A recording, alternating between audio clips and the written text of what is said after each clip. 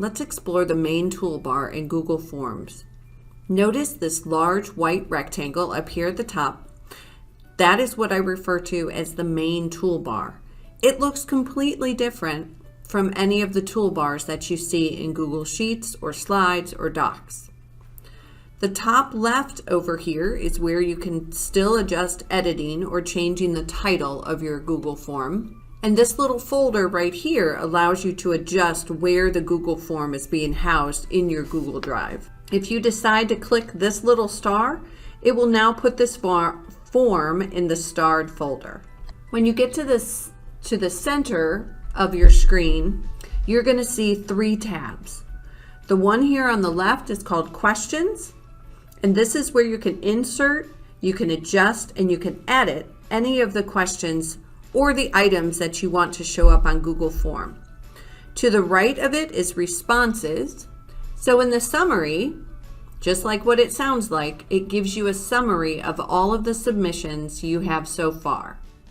You can also look at individual questions. Right here at the top, I have a drop down of all of the individual questions from this particular Google form. And then you can actually go into the individual person who completed this form and just kind of click around and see how they responded. You can even trigger a Google spreadsheet to where your responses can be housed.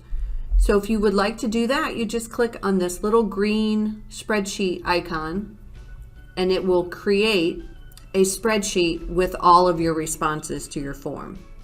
So how it's organized on the spreadsheet is that each question in the Google form is then dropped in as the header. And then you have different responses here, and you can see when they turn them in based on the timestamp. So let's look at the settings. The settings used to be housed in a little gear that was right up here, but now they dropped it into this third tab. So if you wanted to use this Google form as an assessment, you would want to enable this. So you want to click it. If it's gray, it's off. If it's colored, then it's on. And then you would choose to make this a quiz. And then you see that there are a bunch of options the minute that you turn that on. I'm going to turn this off because I don't want this to be a quiz. Let's take a look at the response section. If I click on the little shark tooth, I have a bunch of options. I can choose to collect email addresses. You can send responders a copy of their responses. This is turned off, and I cannot turn it on even if I want to, because you'll see it requires that you have collect email addresses enabled, and I do not. Another thing is you can allow response editing. That means that you, after submitting, you would allow them to go back in and edit. So I'm actually going to enable it for this type of quiz because I want people to go into this quiz as many times as they want and play around in it. This is very important, requires sign in, restrict to Washington local. I have that turned off because I use this quiz outside of Washington local. I share this outside of our email address and our email domain. Just know that the default for all Google Forms is that this is turned on. So always make sure that you go into your settings, review all of these settings before you send your Google form out. Because if you are going to send something out to your families and you have this enabled, you're going to get a whole lot of emails from people saying, I cannot get into your form. You could also limit it to one response. I don't need that. I want people to respond multiple times. Now this last part is the presentations. So let's click on this. So you could show a progress bar. You could shuffle your question order. Here it says after submission.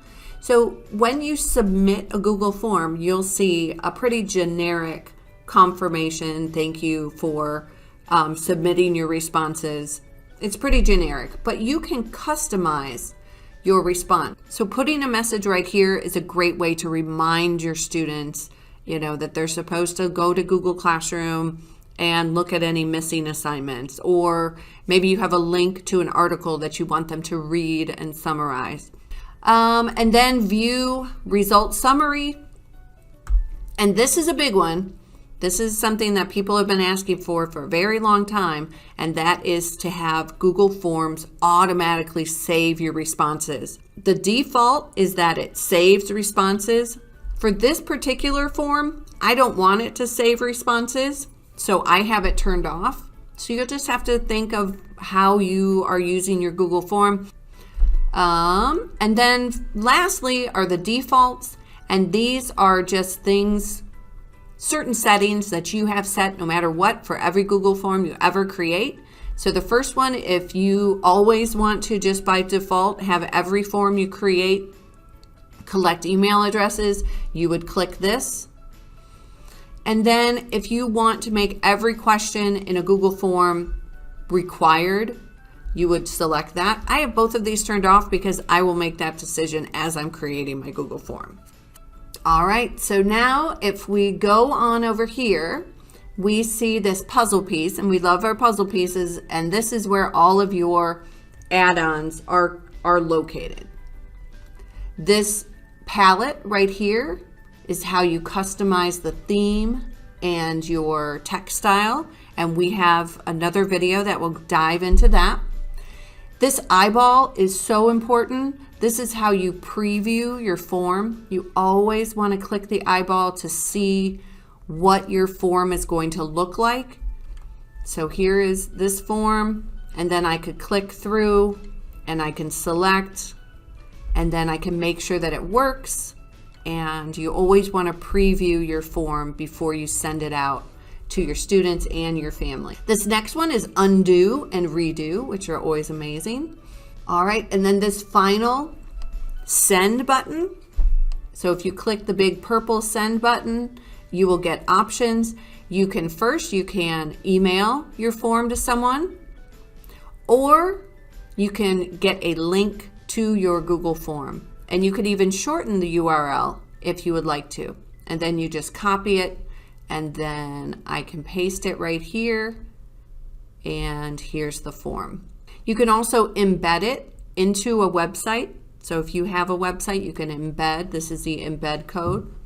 But most of us, we want this link, and that's how you get that link. And then the final one is the world's skinniest snowman. And I will go into that in more detail within another video coming up. So this is just an overview of the main toolbar in Google Forms.